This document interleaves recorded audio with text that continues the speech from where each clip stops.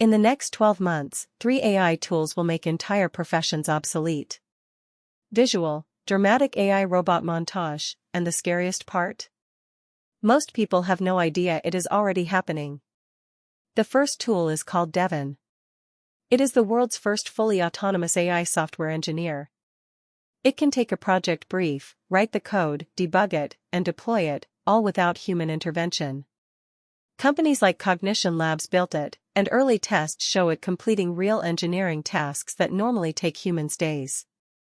The second tool disrupting everything is Sora by OpenAI. This is not just another image generator.